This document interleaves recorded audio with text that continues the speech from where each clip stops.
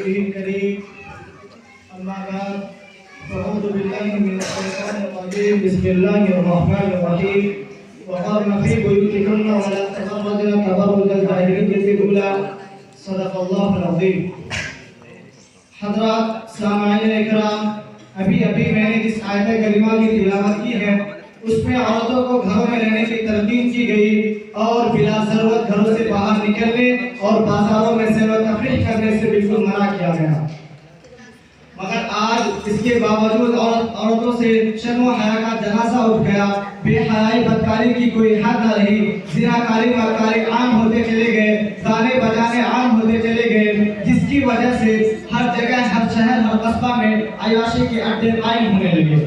مگر افسوس اب ان مہلک بیماریوں میں ہمارے مسلم خواتین بھی جم کر حصہ لینے لگی. انہوں نے اپنے دین اسلام کے تمام احکامات کو ٹھکرا کر یورپ کے تہذیب و تمدن کو اختیار کر لیا.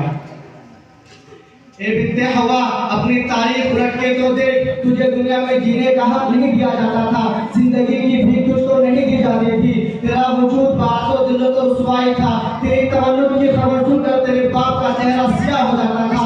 ادھر تو پیدا ہوتی ادھر تیرے لیے گدھے تیار کیا جاتا.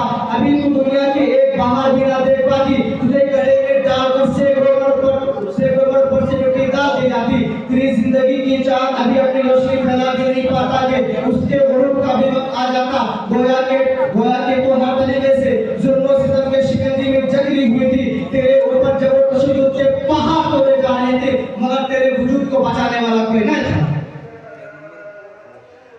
ایسے پرخطر دور میں محبوب کبریا کی آمد ہوئی، یعنی سید المرسلین خاتم النبیین صلی اللہ علیہ وسلم تشریف لائے اور تمہیں جینے کا حق دلایا اور تیرے وجود کو رحمت قرار دیا اور فرمایا جس کے گھر میں بیٹی پیدا ہوتی ہے اس پر فرشتے سلام بھیجتے ہیں. اور یہ حضور صلی اللہ علیہ وسلم کا تمہارے ساتھ ہمدردی اور غمگساری کا معاملہ تھا.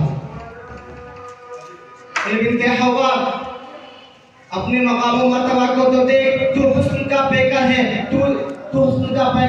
تو تہذیب تمدن میں انقلاب برپا کر سکتی ہے، تو رحمت ہے، تو اپنے وجود ہستی کو مٹا سکتی ہے، مگر اپنی عزت و آبر اور عفت پر عذاب نہیں لگا سکتی. تیرے لیے بازاروں میں گھومنا زیبا نہیں، تو تصویر ہے فاطمہ زہرا کی. تیری سیرت مثل ام کلثوم ہونی چاہیے. یہی وجہ ہے کہ جب تم نے دین اسلامی احکامات کو اپنایا تھا، یورپ کے تہذیب و تمدن کو چھوڑ دیا تھا، سو مصطلح کی پابند ہو گئی تھی. تیرے اعمال و افعال اچھے تھے، تیرے اخلاق و کردار اچھے تھے. اور جب تم مثل خدیجہ کبریا ماں بن گئی تو تیرے قوم سے اولیاء پیدا ہوئے، مفکرین پیدا ہوئے، محدثین پیدا ہوئے، حفاظ قرآن پیدا ہوئے، صالحین پیدا ہوئے، یہاں تک کہ تیرے قوم سے انبیاء کرام پیدا ہوئے. اے بنت حوا، افسوس ہے تم پر جب تیرے اعمال خراب ہو گئے. تو نے یورپ کے تہذیب و تمدن کو اپنا لیا اور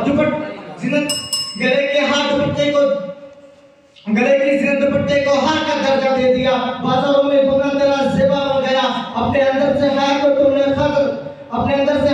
نے ختم کر دیا. تو افسوس ہے بنت حوا، تیرے دور سے فرعون و ہامان جیسے لوگ پیدا ہوئے، دین کے دشمن پیدا ہوئے، بے نمازی پیدا ہوئے.